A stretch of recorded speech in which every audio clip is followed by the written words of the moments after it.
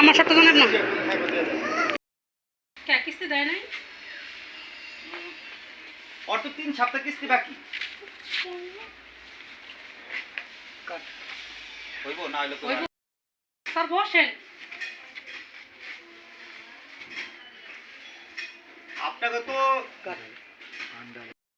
কিস্তি নিয়ে বেড়াইছি কিস্তি দেয় নাই খাতার মধ্যে দেখা যাচ্ছে 3 সপ্তাহ ধরে কিস্তি দিতেছে না কিস্তি না দেন তাহলে কিন্তু আমার চাকরি থাকবো না স্যার 2-3 দিন সময় দেন আমারে আমার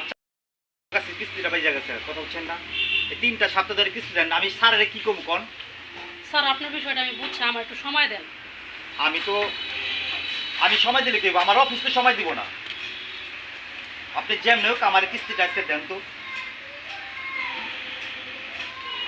এই যে 3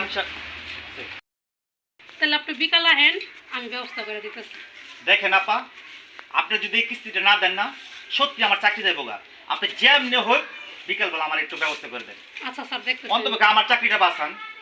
আচ্ছা আপনার তো ভালো মানুষ হিসেবে জানতাম অন যদি এই কিস্তি আটকান আমি খুব বিপদে পড়ে যাবো গা অফিসে আমার জমা দিতে খুব সমস্যা হয়